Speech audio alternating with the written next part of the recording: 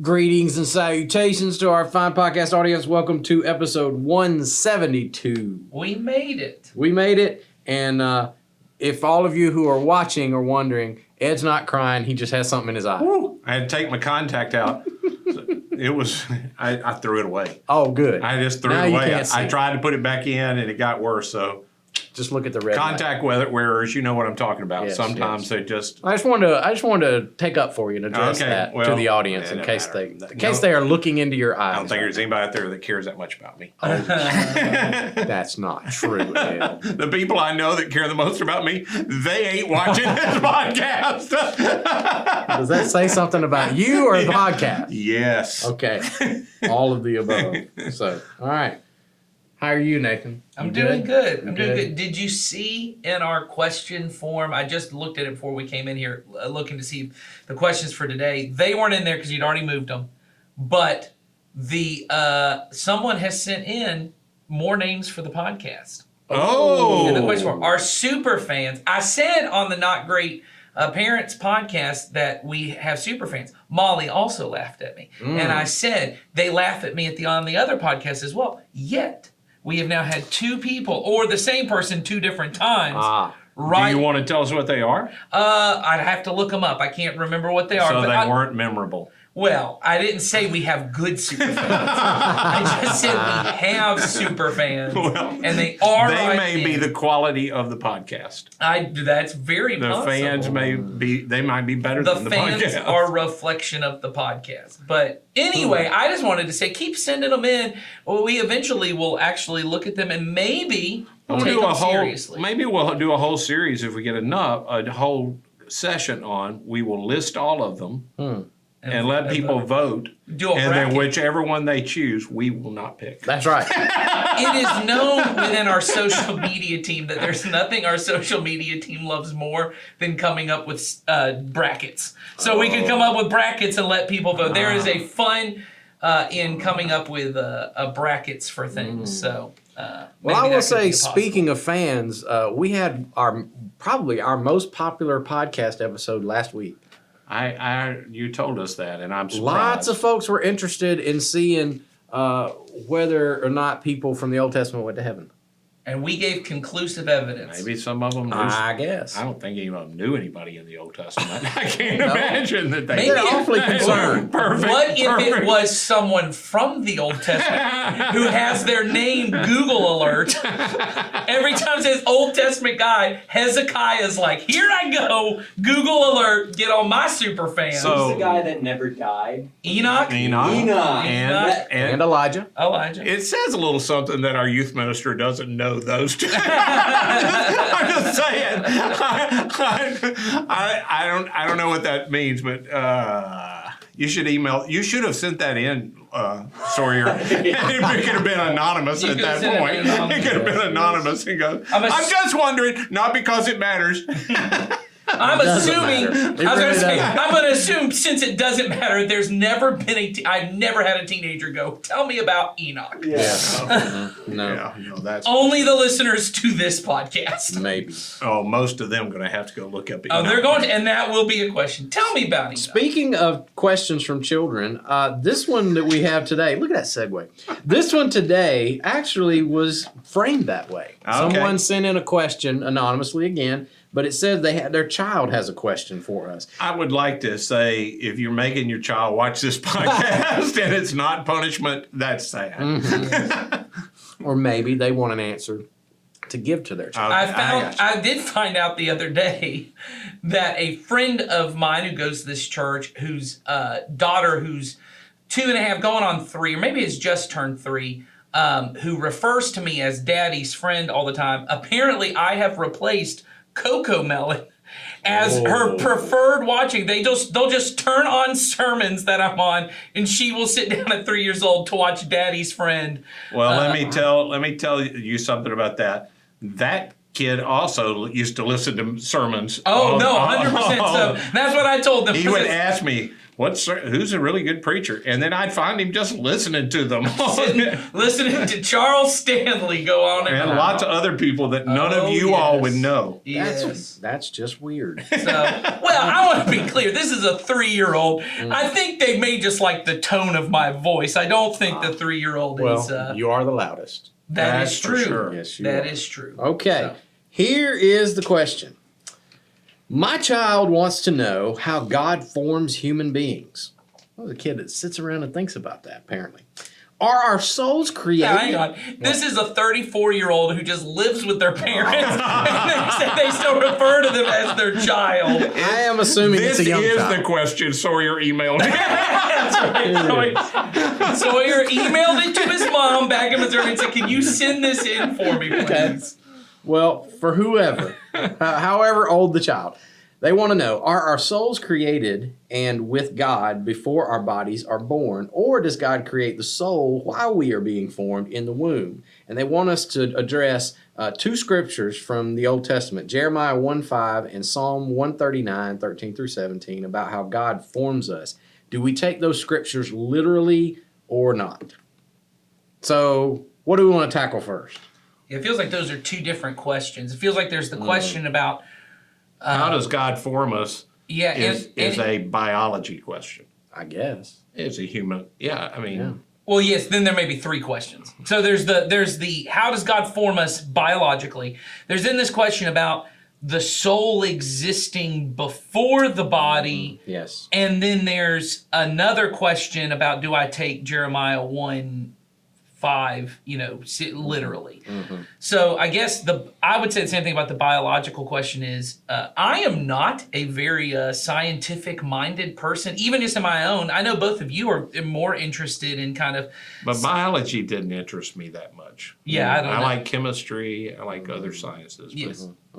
So, but I'm just saying, for me, I as far as how God forms our bodies, our as human beings, my answer to that would be science is doing a pretty good job of figuring that out these days. And I think to say how does God do it, I think it is perfectly okay for a believer to say what science is revealing about the way that human bodies are formed.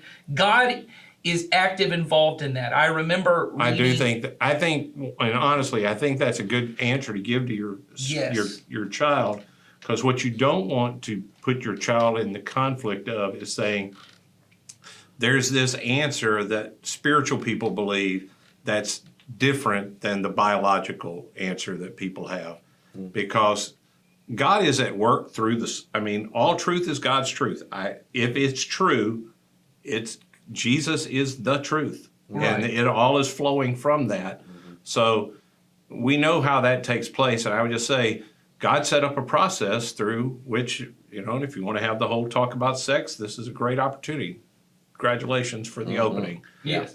This is how that takes place. Well, and to say that even just that God set up the process does not mean that God also is not actively involved in the process. Oh, Right. no, that's right. That That's you know, right. I remember hearing. I That's think it right. was Alistair McGrath, who's a British apologist. The way he said it was just because we know the process that electrons take to strike lightning, and we think we have somehow surpassed the supernatural world of the ancients, That's does right. not mean that God is not behind every bolt of lightning That's and exactly every right. sound of thunder. That God is still actively involved. As was it Colossians says, Jesus is holding everything together. That's in right. creation together. So I think the biological or biology, That's the how. right? And we know God God is is the why. right. And he's behind all those mechanisms, but that's the mechanism of it. Yeah. As far as soul, and I don't know, we have never talked about this, the three of us, and this may be a whole wrench that we just have to junk this whole recording. The idea that soul, body, spirit are they're talked about separately in the Bible, but that we are somehow not all one. We're just, we are a complete person. We are soul, body, and spirit, the thing. Right. The idea that lots of people have that about souls being separate and you're really your soul and your body doesn't really matter and those kind of things, that's really a Greek philosophy idea that has been From brought Plato, into. yeah. Plato is the one that came up with that. that has been imported into Christianity and is really not taught in the Bible. True. It's just, and it gets us in trouble in a lot of places. The idea, well, I don't want to go into that. I don't want to get too far off track on that. It affects a lot of the way that people wind up thinking about themselves and other people and people who are dead and people who are pre-born, all of that kind of stuff. We're just a person. A person is a soul, body, and spirit. We are all of that. It's not we have three different parts. No, Right. we are that. We are that. We are that. And it all affects us. You know, I used to say to people before, and I didn't really understand that. That's a later understanding for me. When people say, what did you know, I did not understand that. I did not understand that the culture, you know, has impacted the way we see some things until I began to read people that have not been as impacted through the history, like Eastern Christianity does not think about this the same way that we tend to.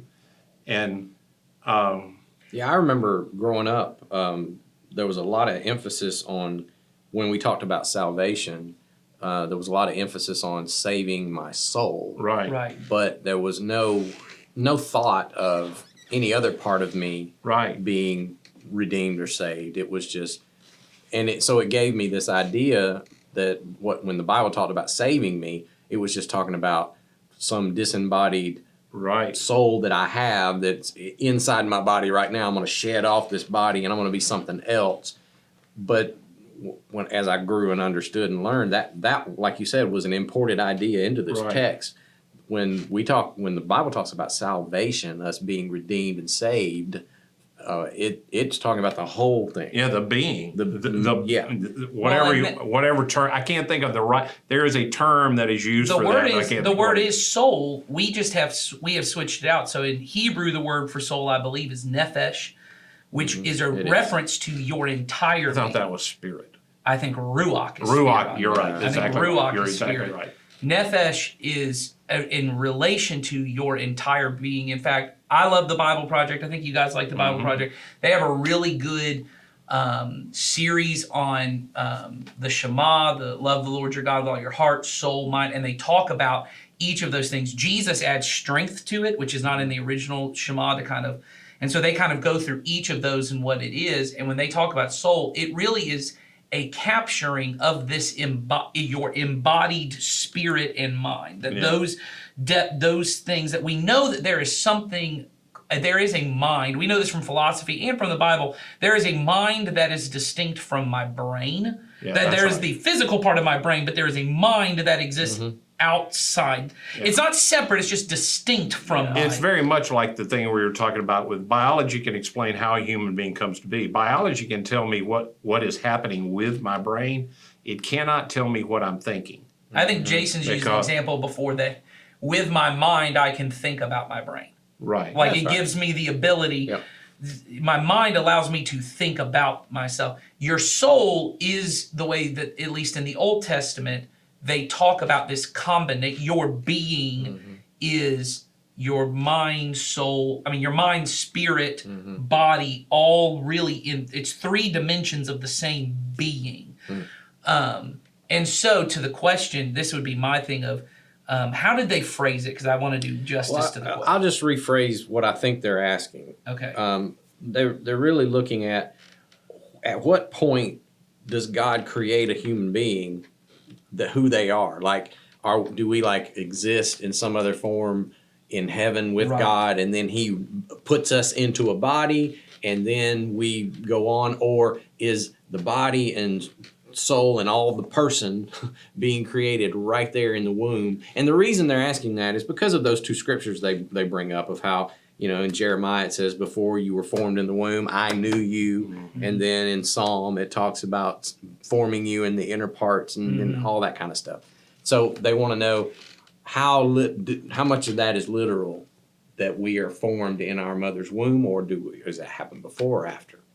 I think the first part of it, of the soul being like implanted into the body, once again comes more from, and I think maybe your kid, maybe they've seen this movie. The Pixar movie Soul is a good representation of what most people think it happens. That there's this soul that's kind of the real me and it's passion, and it goes into a body, and then when I die, it leaves my body, and it kind of comes back and forth. I think that's more of what we said earlier, this Platonic Plato version of what Plato, not Play-Doh, Plato's version of what our soul is. Whereas I think a better representation in the Hebrew form is when he says, I formed you in your mother's womb. You know, I saw your unformed substance. I knit you together in your mother's womb in, you know, intricate detail. I think he's referring to all of you and not just some physical matter that exists within a body. He is saying, I formed you. Just like I wouldn't say to my wife, like, I love your soul, but I'm not crazy about your body. Or I love your body, I ain't crazy about anything else you got going on. Like, right. It's either way you say it's an insult. It's an insult, and because it's not, know we're one. Yes. We know we are. And it's not really possible. Everyone's kind of aware. What I may love flesh, but that's not you, right? Or my flesh is me. Like you have to figure it out. And so my answer to this question, and I'll stop talking, is I think in Jeremiah 1:5 when he says, I knew you before I formed you, I don't necessarily know that even means You existed before you existed before you existed. I think what he means is almost like when I would say to my daughter, I loved you before I met you. You know what I mean? There was a you that we hadn't even conceived you yet, but I knew that before, you know, and I say this to my daughters all the time, I chose to love you before we ever even decided to foster. Before we ever fostered, I decided whoever was coming through, I'm going to love that kid. I'm going to love who they are. And so I think when God is saying, I knew you before I formed you, the benefit is he's the one who gets to form you. So what he's saying is I thought you up. That's my interpretation of those verses. Yeah, I think I'd agree with that. I do too. I was sitting here thinking about a thing that I heard Dallas say the only time I heard him speak in person, and he said every action we take, and every word we say, which is an action, starts with a thought, and the same. And he said, and the same is true with God. So when God, you began as a thought for God. Yep. You know, and God has the capability of thinking about you before you are, just like we do. Yep. You know, and I think that caused, you know, that's how it all starts. Now, I think the definitive answer, one of our elders that I'll smile about, I don't know whether he watches or not, the definitive answer to this question is, we don't know. Right. The definitive answer is the Bible doesn't clearly say. That's right. So you've asked us a question. We've given you some really, what we think are good thoughts about it, and some that probably aren't. But the truth is, this does exist in the realm of we don't know, which in a lot of these we have to also hang on to. If we don't really know, it probably doesn't really matter. Yeah. And I would this is sort of adjacent to the question. If a child asks a question and you really don't have an answer, it's okay to say, well, honey, we just don't know that. That's for right. sure. And then engage them in a conversation about, and it might be interesting to find out, well, why do you ask? Right. You know, why is this important to you? And what you might find is there may be something else going on that has prompted this question that really is the question down deep that maybe you can provide some answers to. But it's okay I think it's important for our kids to hear us say sometimes, I just don't know the answer to that question, you know, because it gives them the permission to wonder and to not be, you know, perfectly settled on every single thing. Not saying that's why you asked this or that even, but it just hit me as we said that as we came to that answer. In the end, we just don't know that. That might have caused you to think, well, gosh, now what do I tell my kid? Right. And I just thought that's important to know. Well, and I think remember. In that same vein, and I don't know who asked this, I don't know what your family situation is, but if your family situation is at all similar to mine in that for your children, the details, the practical details of their birth were not the way that we know that God would have intended them to have happened. And I would even say if you have a child who has a physical disability or maybe a mental disability, and they're asking questions about how does God form us and how does God create, as often my children ask, it might be of benefit for you to say, well, I don't know all the details. But then a really good question to often ask when your child asks you a question that kind of seems to come out of nowhere is, why are you asking this? What is it you want to know? Because I've had to have several conversations with my daughters about, there are some things, God does make us and God does intend certain things for us, but there are parts of human free will, and there are parts of just the effects of sin in our world that get in the way, and things happen not in the way that God would have intended them to. But that doesn't mean that God did not create you on purpose and with a purpose, and that God has seen you when you were unformed, and He's seen you now that you are formed, and that there's a lot of things in between those things. I think for kids who don't, they just did not get the way that God would have intended the whole thing to have gone. There's a lot of what we would call existential questions of why do I exist or should I exist that can become very heavy. And I know my family's not the only family in our church where that is the case, where maybe mom or dad's not in the picture, or there's a physical disability or a mental disability. And those are real questions. I would just encourage you as a parent, that may be a better answer to this question anyways, to answer their question with a question, because there may be something behind the question that's, as we've said, the literal answer, the practical answer to this question may not be very beneficial, but the question of why your child exists is of infinite importance, not only to them, but to God. God wants them to know, I made you to know you and to love you. And that's important for them to know. So I would add that as just a I caveat. agree with all that. Oh yeah.